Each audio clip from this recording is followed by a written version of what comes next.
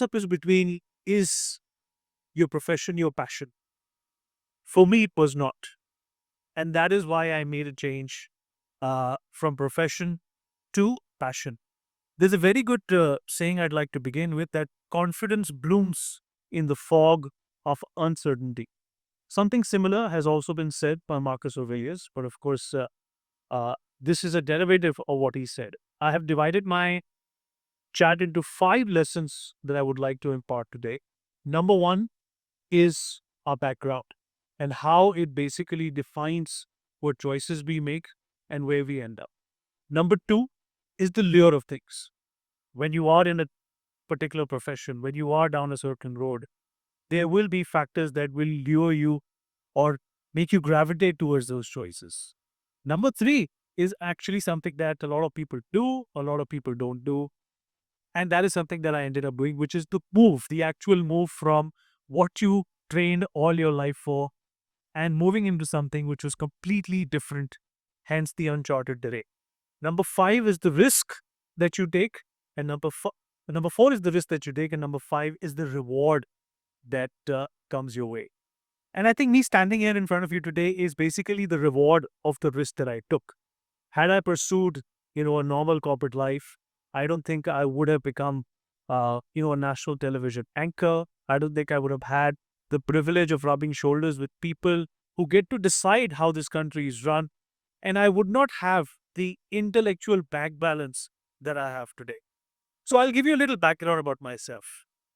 Well, my father was a diplomat. So by the time I was 12, 13 years of age, I had already seen probably half of the world. I was exposed to areas and people and territories that most 12-year-olds are not exposed to. I was exposed to ideas. I was exposed to, cultures and traditions and intellectual minds that you should not be exposed to by the time you're 12, 13. I remember my father was posted in Moscow and we were having a conversation, and my father asked me, uh, what would you like to become? And I said, what are my choices? He said, doctor, engineer, UPSC. Nowadays there's a fad called MBA. You can consider that also. And these were the 90s that I'm talking about, where the MBA courses were booming. People were just, buying them up like hot cookies. I decided on a course that could actually, take me to the corporate world through an MBA degree, and that is what I pursued. Uh, so this background is something that I shared with a lot of people.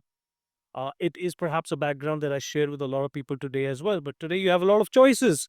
You could become a social media manager. It was nothing like that when I was growing up. You could become an influencer. If you told somebody in the 90s that you want to be an influencer, they would have laughed in your face as to what is that? Are you trying to influence people into drinking? Is that what you mean? Is that what an influencer is? No. So we had very limited choices. And I decided to stick to those limited choices. But like they say, uh, in Hindi, that there was this ant or a kida inside of me, which always was attracted to the camera. You know, I did my MBA, I moved to India, and I started working with a very, very big conglomerate, a very big corporate today. You guys use their services on a daily basis. In fact, some of you cannot live without their services. It's Airtel. I started working for Airtel, and if I had stuck around in Airtel for about 8 to 10 years, I would have been at a very high position because I went to college in the US, I did my education there, and I was picked up from there. So my life was set. In the middle of my MBA and my Airtel days, uh, I started to get a little bit of unwanted attention from a world that I had no idea about. And that was the world of television, that was the world of modeling, that was the world of anchoring. And I started getting these should put assignments. As soon as that happened to me, I completely lost interest in what I was doing. I was always thinking about how I would treat the camera and how the camera would treat me. And it started brewing in my mind that it is time for me perhaps to consider an alternative. But then, of course, there was this nagging feeling inside of me. Your parents have spent a fortune, you know, uh, getting you to the US, making you study. Their hopes are pinned on this. Why would you want to shift unless you have a credible backup? And that backup never came. I considered that as long as I could do modeling on the side, I could do some rogue anchoring assignments on the side, I would do corporate movies on the side. I was absolutely fine with it. One day the opportunity came to me, and that is what took me to my next step in life, which is the move. I got offered a job by a sports channel to become an anchor. And I showed up for the audition. There was Harsha Bogle there, there was Charu Sharma there was Mayanti Langer over there was Roshni Chopra over there. These are all people who were doing great in sports. Everybody would hire them if you wanted to do a sports show. I had no belief that I would be hired, and I made a mess of my audition. And I never thought that they would consider me. I got a call the next day saying that you are hired, and all the other people who were there, they were not. So it was a dharam sankat for me, whether to stick to this or go back to my old job. I was in a real uh, flux, and finally, that was a moment where I realized that you have to take risks in life. It was an uncharted terrain for me, and I made the move.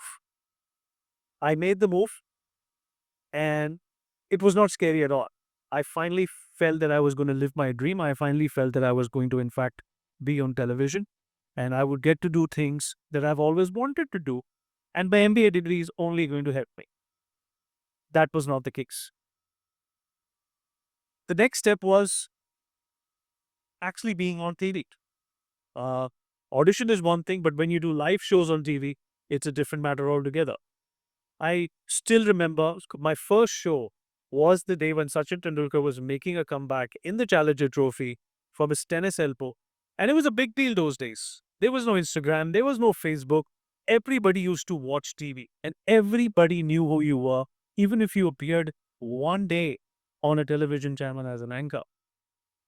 So producers were confident that I'll be able to pull it off. There were a lot of rehearsals that were kept, but I was not told who my guests were going to be. When I entered the studio, to my left was Kapil Dev, to his left was Navjot Singh Sidhu, to my right was Arjuna Ranatunga, Waqar Yunus, and Imran Khan was joining us from Islamabad in Pakistan. I will not be exaggerating that when I tell you this, that was not only the worst show of my life, but that was the worst show any anchor could have anticipated. I flopped. I flopped. Like the recent movie in which Janhvi Kapoor's sister came in. It was such a bad flop. It was a very, very tough situation for me. I kept making mistakes. I kept messing up names. And that's exactly when I realized, oh God, what have I done? I was better off doing my actual job. At least I'm not exposed like this. And that was a moment of catharsis for me. I finally realized that, my parents were right. I should have just stuck to my job, and I should have taken this risk. But I'll tell you, a miracle happened that day. When I was dejected and when I was on my way back to the makeup room, I ran into Kapil Dev again, who was on my show. And he told me something which perhaps made me stay that course. He said, मैंने भी अपने पहले match पे टप बनाई थी. कुछ नहीं होता. Try again. And that stuck with me.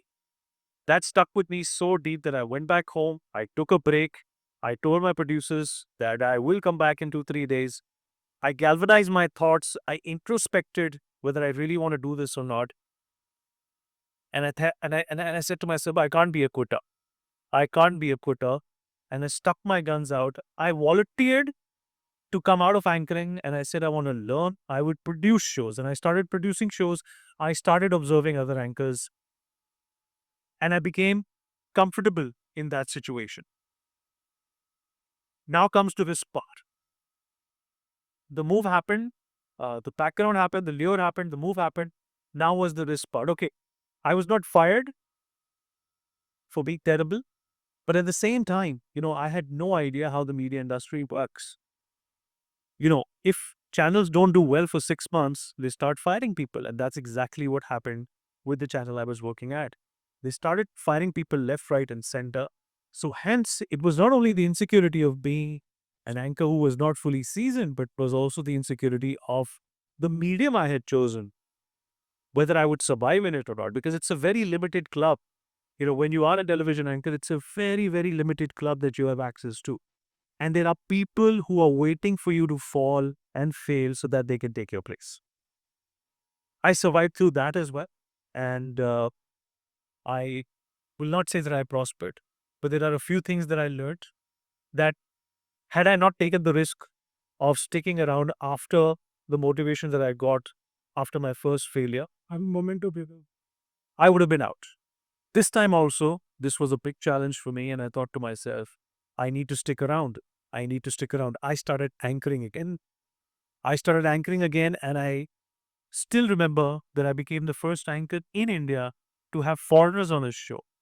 Ricky Ponting, Glenn McGrath, Shane Mon, Andrew Simons, Sangakara, all these guys had never appeared on an Indian show. And I remember that it became an instant hit, and my anger was also started.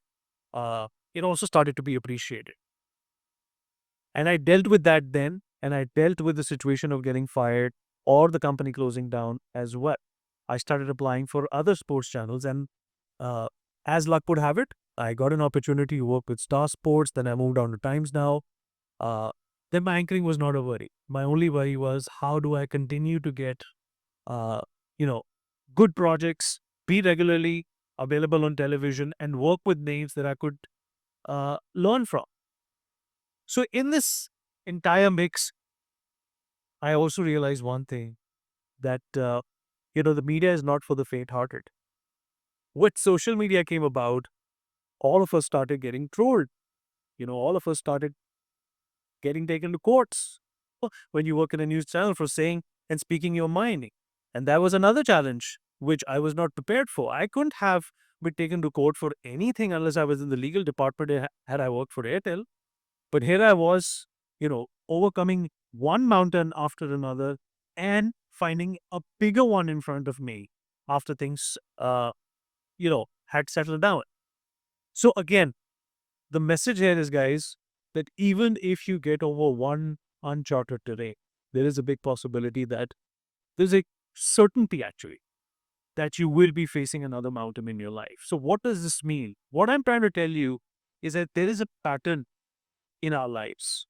There are two patterns to choose from. One pattern is the monotony of certainty, and on the other side, you have the excitement of uncertainty. And I think the latter is always appealing. The latter is always something that takes you uh, to a place where you've always wanted to be.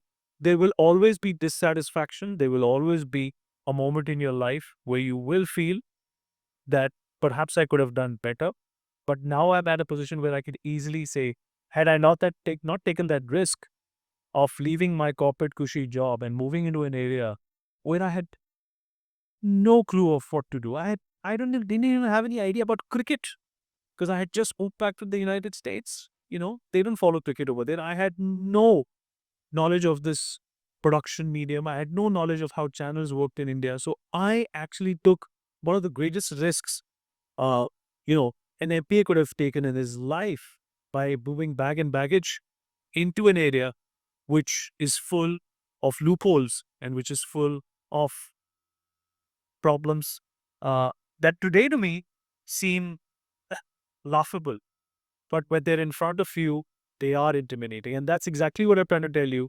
Do not get intimidated by uncharted terrains. Do not get intimidated by people. We have enough of asla in us. We have enough uh, of industry in us to turn these negatives around into positives. The last part is the reward. And the reward, like I said, is obviously, I wouldn't say that I'm oozing with confidence, but I'm pretty smug and comfortable that I can handle situations, I can deal with unpredictability, and I can tell you that if you don't take risk, there is not going to be a reward. Risk is the only currency that you need today to excel in life. All the startups that are coming up today, all the businesses that come up and shut down, they obviously have an elemental quality and quantity of risk attached to it. And that is exactly why some of them succeed and some of them fail. So, why do some of these businesses and people fail? Well, I think you fail to calculate how big the risk is. And I think, secondly, you fail to calculate how good you are in handling risks. Some of us will not be fully aware of our capabilities unless we are tested. Some of us would not want to be tested. And those who want to be tested, those who volunteer to be tested, like I did, I think there will be some sort of a reward at the end of their journey. I just got honored in the UK Parliament uh, uh, as a journalist who spent 20 years in doing what I do. And I'm the first journalist to be honored with that reward. And when I was receiving that award, I knew that whatever troubles that I went through getting here have been worth it. But it's patience, it's a degree of calmness that one has to, in fact, compute into mind. Because without risks, I think you're not going to be able to justify why you are there on this planet. Without risk, you won't be able to tell your friends and your family and your kids in the future as to how great things could have been. Like they say in Hindi, kuएं ka mendak. There's a frog in a well. That to that frog, his entire world is that well. Unless you come out of it, unless you, in fact, you know, push the limits, you are not going to taste uh, the reward. And let me tell you, there's nothing more savory, there's nothing more enjoyable than watching your risk fructify into a reward.